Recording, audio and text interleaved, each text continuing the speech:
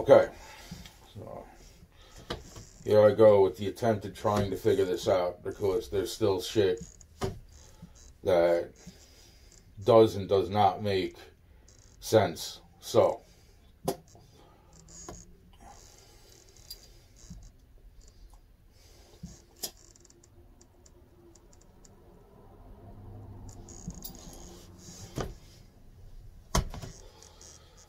first,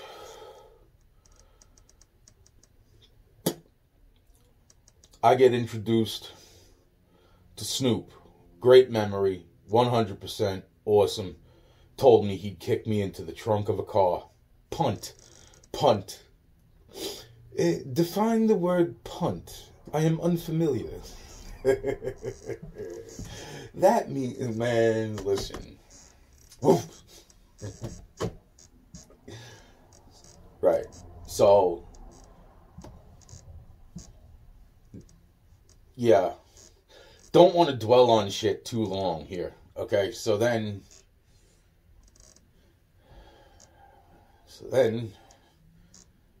what? I get hit by a car.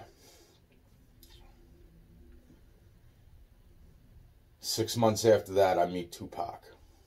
About 6 months or so later, I meet Tupac.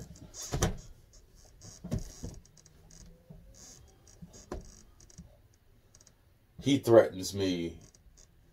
I'm 3. I'm almost 3 years old. I meet Tupac. He threatens me in the most interestingly fucked up ways that, like, I'm saying. Interesting.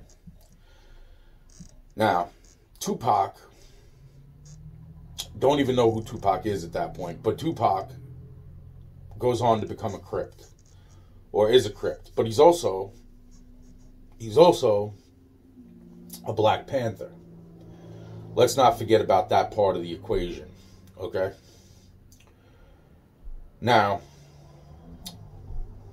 which is pretty much like the black version of the white KKK, right?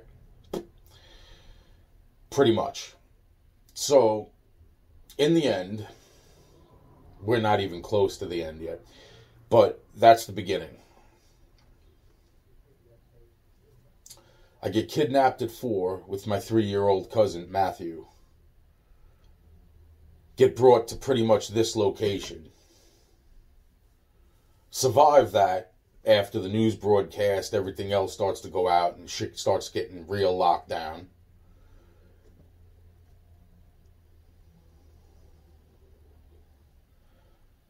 Shortly after that, oh, and then there's the whole, like, you know, like the snuff film, this, that. I mean, that's all pretty much, let's all just leave some of that shit out for right now, right? So then it's like, that I was almost a part of the star role, you know, which I'm thinking is continued 35 years or so later.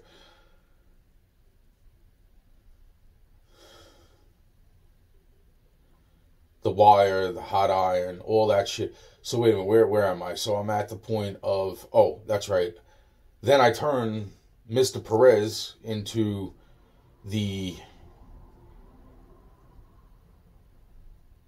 a dollar richer, which gives him control mentally over multiple different families, which therefore he turns around and makes the immediate decree that if anybody tells me what had just transpired or helps me remember, blah, blah, blah, that it's punishable by death. And then he goes after the fiancés of death, which then piss them off to some degree. At that point, what, a few more years, now I'm bumping into the first girl I fooled around with, which is just like, really? I can't believe I forgot about that. Oh my God. The lovely little cup of poison. Wow. Very, very pretty little cup of poison. Wonderful. She'll kill you in a heartbeat. Bet she will.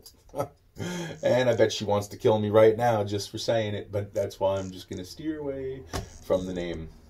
And yet, there's also, within that time frame, one of my first friends, where all we would do is hang out on the side of my house and joke with one another, pretty much insult one another, all fucking couple hours long. That was our thing. And then he goes off. Before he goes off, he shows me a sword, 2 swords.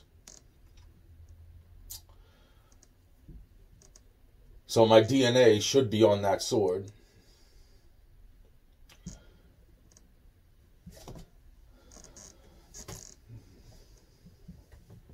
Interesting. Because then there's like, you know, everything else.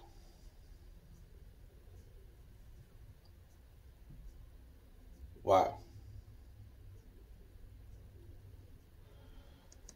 So to figure out all this other shit, right? So then I signed the contracts, right?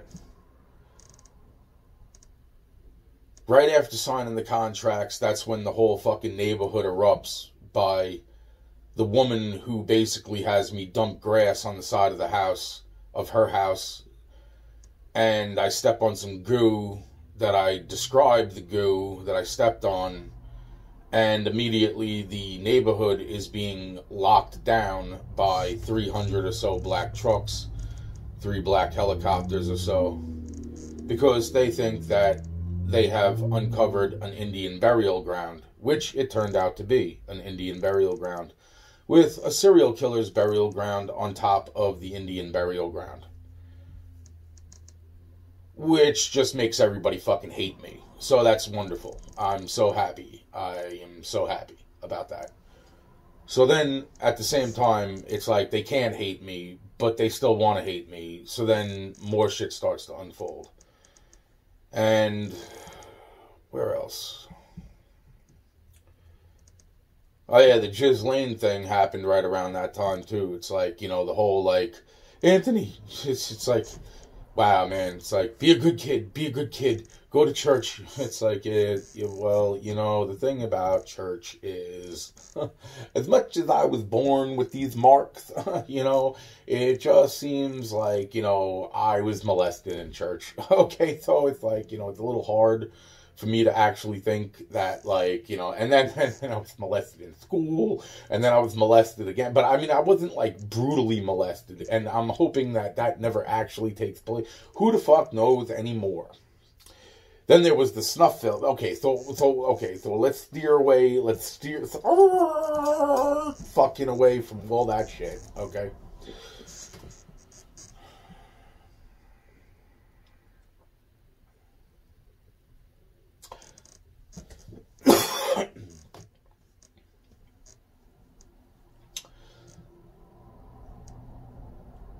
Wow. Yeah, you know, it's like no matter how much I want to put into everything, it's like there's just so much I leave out. Because it's like, I could go into like, then, you know, then of course, like, it's like,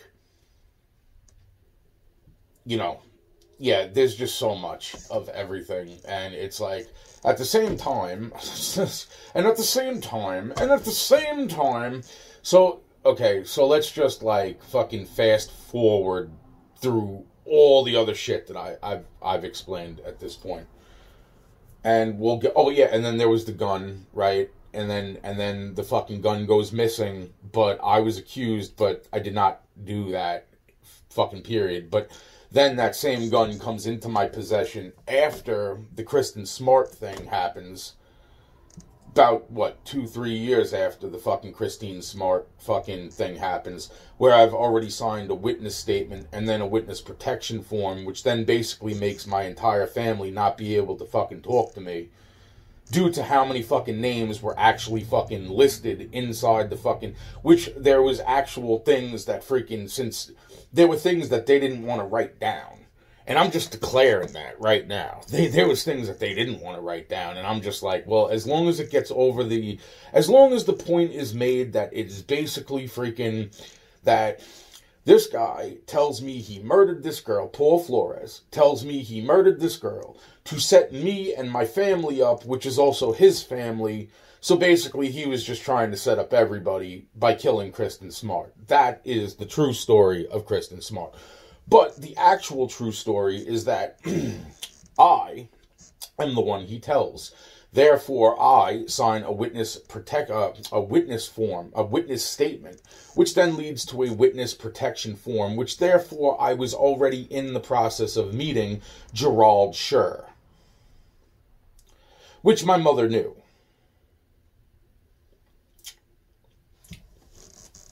Wow. Which is just so fascinating that, you know, like, literally, Gerald Schur passes away, and within, like, 3 days to 4 days' time after Gerald Schur passes away, my mom, who was my grandmother my entire life, but my mom, because she raised me my entire life, she all of a sudden gets whisked to a hospital, and therefore freaking, you know, I mean, after just like, you know, them trying, I'm just like, you know, this is too much, this is crazy shit. And nobody can talk to me about anything because of the witness protection form, which should have been fucking invalid anyway, due to the fact that fucking, eventually I get caught with a handgun, which is a police-issued Suffolk County Glock 9, which I'm totally convinced at that point is a part of the FBI, CIA, DOJ contracts, which I signed when I was in 12 in about 7th grade, due to the fact that this is about the young recruitment of others from other sectors of everything else that intertwines the entire planet. So, are you with me? Are you paying attention? So therefore, the witness protection form then therefore masks almost every single thing that's being done or having to be done to me, or anything else for that matter, has to then go through the sheriff's department, which they should have been fully aware of. But due to the fact that freaking every time I ended up calling the cops for anything that was like actually real, seemingly it never went anywhere. Wow. Wow. Like the time I bought a car, and literally 15 minutes out of the dealership, the car had no brakes, was on fire, and literally I almost ran over a woman in a baby carriage. Called the police, no cop show up. Now that could have been due to the phone call being possibly routed somewhere else, therefore freaking not actually being routed to the police, which I did definitely call, along with the dealership, who, when I got them on the phone, they told me that they had sent home the mechanic 15 minutes ago, and I was like, but I almost ran over a woman in a baby carriage. You showed me a car with no brakes and it's on fire. Oh, and the seatbelt's locked. Don't worry, I'm a great driver. Nobody's dead, even though I'm thinking that's what was definitely planned. Due to the pace car that was going under the speed limit, which, about a month later, I have to bring that car back due to my car payment, which was inside the car, locked, being stolen out of the car.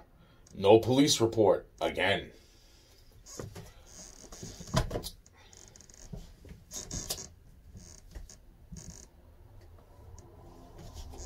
But the cops were ready to throw me in jail for fucking almost knocking the shit out of somebody who almost pulled a weapon on me, didn't even search the motherfucker, when his wallet was in the car where my money was fucking missing. Bullshit. Bullshit. Bullshit. They didn't show up fucking a month prior when the fucking car was on fire with no brakes and I almost ran over a woman in a baby carriage with my friend right there as the fucking witness. 15 minutes out of the fucking dealership, they could have pulled every fucking camera on the road.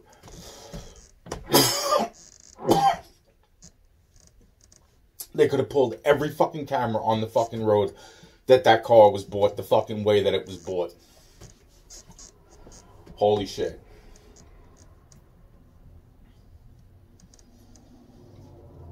Hold on. Got a little emotional. Let me fucking solidify myself.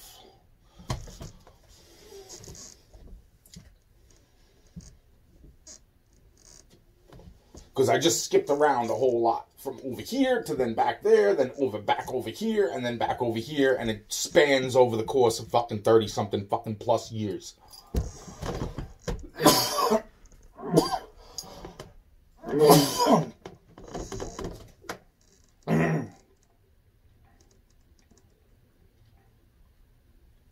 Wow.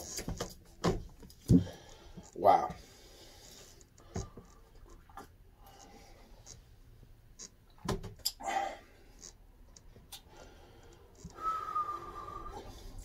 So we go back to the medium teenage years. In the medium teenage years, after the early teenage years of uncovering a freaking Indian burial ground, which turned out to be a serial killer's burial ground, they also then proceed to take me back to pretty much the same location, which is Yar.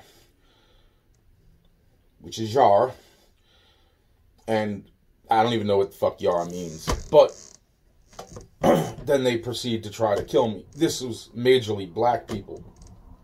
Try to kill me in an attic full of nails with a little girl's dead body with a 2.5-inch fucking funnel web Australian spider crawling out of her throat hole from her decaying corpse. I was like, is this real? Poke. And then the spider came out. It's like, wow. Felt like paper mache.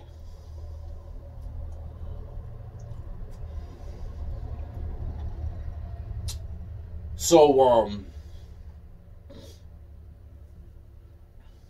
yeah, that was fun.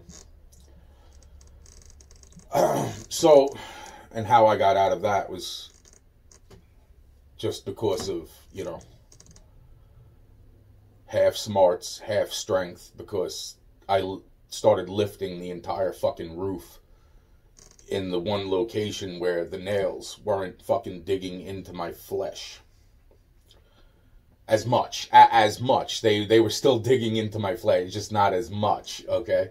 Yeah, that was great. So, then there's the location around about-ish time where, and I'm forgetting the Kristen C. I'm thinking they had me sign that fucking witness protection statement, which they wouldn't. They were like, you have to sign this because these people are really bad news, and if you don't sign this, they'll kill you. Blah blah blah.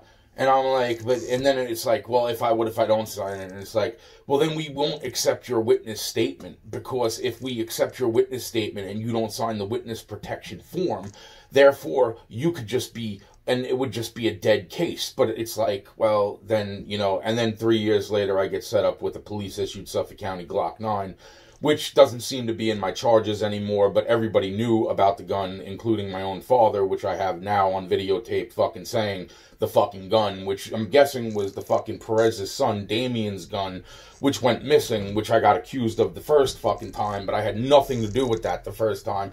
But then the second time, I'm getting handed a police-issued Suffolk County Glock 9 due to the fact that I'm thinking I signed those contracts with the FBI, CIA, DOJ, and we're also forgetting that right about, and this is where it gets, see, I'm skipping so much shit, because then there's also the fucking Tupac thing.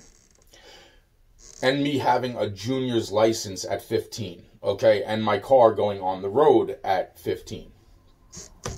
And after September 5th, bumping into Tupac on September 5th, so Tupac gets shot on September 7th, 1996. And I have a hit put on my life, but it's a little bit different than the hit that was obviously to okay, so my hit was a little bit different when I was parked in traffic and, you know, literally a car started coming up from behind me pretty much at the same exact, like, can't say it was the same time because Tupac got shot later that night, and that car was coming up behind me at, like, what, like 4 o'clock? Yeah. It was starting to get dark. That's all I know. It was starting to get dark. It was like still sunlight, but it was starting to get dark. And due to, you know, putting the fucking lights on at that point in time is a good idea. And the whole defensive driving course that it took to get the junior's license at 15, where I should have had an adult, but who the fuck actually pays attention to that when you're like, wow, man, I'm like the last kid on fucking planet fucking New York that fucking got his license, junior's license at 15. So, yeah, I didn't really pay attention to that. It was like, holy shit, and I'm driving my fucking excellent 92 Chevy Camaro fucking, yeah, that's awesome. And then, so the point being, where was I? Oh, yeah. Now, let's go back to Tupac, right? Now, Tupac, on the other hand, okay, now, Tupac, okay, from what I understand now, after and before, prior, and now all the things rolled in my fucking head about Rayvon was working on the Tupac case, and I now realize that, like, you know, that now, but, you know, throughout this whole thing, because it's not even like I really knew that I actually went up against Tupac. I actually thought I went up against a Tupac imposter when I was 15, because I asked Tupac straight to his face. I'm like, are you Tupac? You know, like I'm meeting somebody who, like, I admire to some degree, and he's just a piece of shit. So the point being, and he's not even claiming his own fucking self. He's like, nah, man. And then, you know, the whole, like, you not Jesus? It's like, who said the fuck I was? And it's like, now I'm realizing that was all within the contracts and the confidential fucking, you know, supposedly classified above top fucking secret fucking paperwork of the U.S. government, which you guys let me down. So now I'm just like, fuck yous. And I'm waiting for you to shoot me or burn me alive in my house because fucking I am still saying to myself, and no hot water and this and that. Oh yeah, that's right. This is the location where they tried to kill me like pretty much twice, 3, 4, fucking 5, 6. How the fuck did I even forget about all the shit that I did? And then I never got paid for it, of course, because most of the time I was being, well, I can't say all the time, but most of the time I was literally being guided to places which they were about to shut down, just so that I'm there, just so that my face is there, just so they could have a finger to point to. It's called a fall guy and or a scapegoat. But, you know, hey, look, man, you know, it's like, you know, whoo, boy. So, yeah, so that's fucking great, you know, and then everybody's like, oh, there goes the kid. There goes the fucking... No, bullshit. Fuck this, okay? And then, so we're back to Tupac.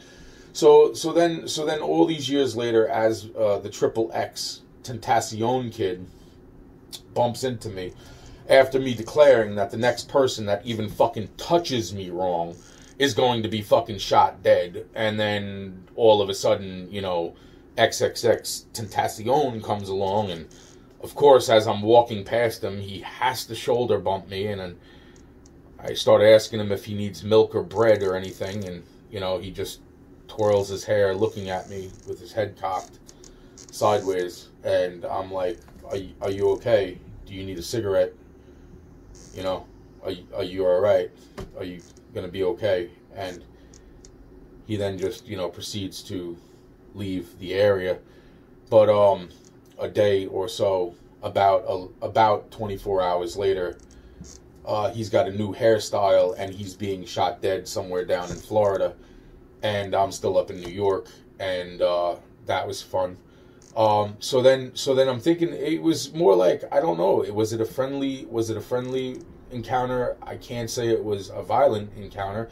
There was people there definitely recording the incident, hoping to record, you know, us fist fighting all of a sudden out of nowhere coming around the corner, which is just, you know, but that didn't occur. So I don't know why it didn't occur. Maybe it should have occurred. I don't know if it was being fucking planned so that this way fucking it would be like, is anybody listening to Anthony? No. Because of those freaking protective order contracts, which I didn't fucking remember until just recently, as I'm fucking rolling through every single second of my memory in my motherfucking brain chasm, okay? Yo, man, so at the same time, I'm saying to myself, wow, that's so interesting, right? So that, you know, I start bringing up the Triple X thing, XXX Tentacion, to Rayvon Matthews, and Ray starts getting fucking pissed off, but not at me, and he says this straight up. He goes, nah, I'm not mad at you, Ant.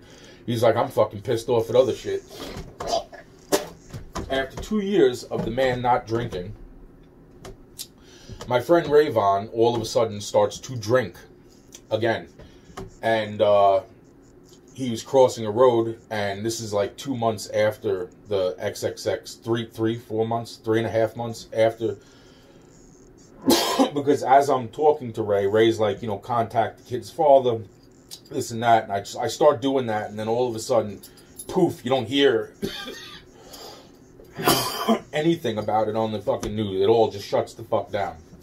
Even though that was like the topic every day, it all just shuts the fuck down. All of a sudden, it's just nobody. Shh, Yaki is speaking. That's it. Shut everything down. It's like, all right. So Ray starts to bring up Tupac and tell me that, you know, he gives me a little bit of history about Tupac, and he's like, you know, blah, blah, blah. He's like, Tupac was born in jail, and he was born into the Black Panthers. And I'm saying to myself, oh, that's, you know, I like his music. And I'm talking to Ray like, I don't even fucking... And then it dawns on me. I'm like, yeah, I remember this fucking kid. I remember this time I went up against this motherfucker that was acting like Tupac, but he was wearing all this fucking red shit. And I said to the kid, I said, fucking, are you Tupac? And the motherfucker said no. Little did I realize, and that is where I did realize, holy fucking crap, that really was fucking Tupac. Now, people had mentioned that to me years prior, but I was not clicking in my fucking head that any of this shit was real, because at the same fucking time, I was being told, Anthony, leave the fucking Tupac shit. And I'm thinking in my head, like, what Tupac shit? What Tupac shit? I wasn't bringing up the Tupac shit because I didn't even realize I bumped into Tupac, which also brings up the song right before I leave to go down to Florida in 2019. Now, Eminem, along with Angie Martinez, and I think it was the one that's still alive. No total insult, but Fat Joe or Big Pun drop a fucking song. And Eminem says the fucking line, he goes, you know, I still remember, I still got the plaque hanging on my wall of Fenty and blah, blah, blah, and all this other. The plaque, meaning the fucking plaque of all of Tupac's songs. Now, I said, holy fucking crap. I said, wow, man. I said, fucking, I got one of those same fucking plaques. And so did a whole bunch of other kids get those same plaques, okay? Now, at the time, my plaque had a fucking, and I was introduced, and that's when I remembered, holy shit, that woman introduced herself as Tupac Shakur's mom. So Alfredo Flores' supposed dead grandmother was also Tupac Shakur's also supposed dead mom, but not when she gave me the plaque. When she gave me the plaque, it was around somewhere around like 6th grade, 7th grade. And there was voices coming out of the fucking plaque. Okay? It was hung on my bedroom wall. There was noises coming out of the fucking plaque. And it turned out, after, you know, being called crazy for, you know, a couple months, you know, I finally fucking heard the fucking things, and I got up, and I got my father, and I was like, hey, Dad, it's happening right now. It's happening right now. So my father comes in, and he hears it, and he's like, holy shit. Calls the cops. Cops look at it. Fucking plaque. Fucking's got a 2-way microphone in it. There was fucking 3 plaques, supposedly. Now, 3 plaques, they all had fucking microphones, or some of them had fucking microphones. I don't remember, but there was 3 plaques that were rigged to burn. There was the one plaque that had already burned in a fire, which they suspected as, you know, the 3rd fucking plaque. And then they found 2 other fucking plaques rigged to fucking burn the fucking, obviously, houses down of the kids that they were given to. Other fucking plaques had microphones. They said that they had she had given those plaques to about 20-something kids at least that they knew about. I'm thinking Eminem might have been one of those children that she gave a plaque to. Now, that comes into play because at some point they figured I was going to be a musician, which I became. You know, I wrote songs in my life. And the bottom line is I'm thinking that goes into the whole Tupac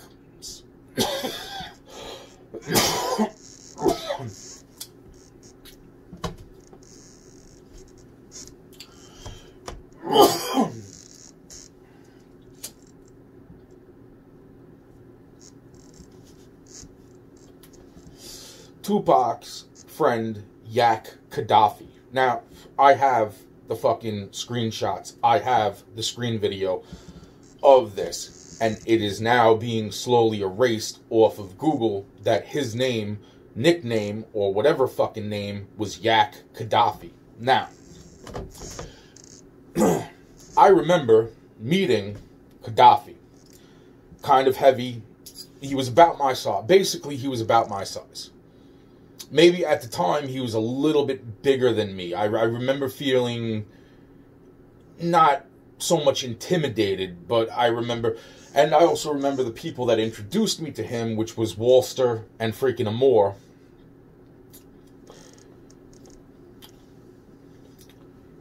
Walter turned around to me and said, "Don't mention the marks of, you know, on your hands. Don't mention that you're Jesus."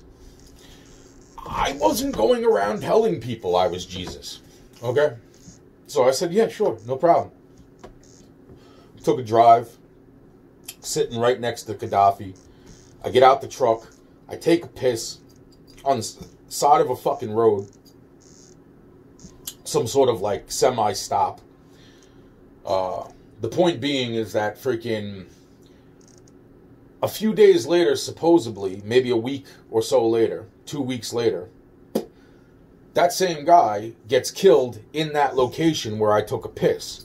But that shit hits the fan, and supposedly he was actually shot inside of a building during a drug deal gone bad. 20-something years later, my conclusion, due to things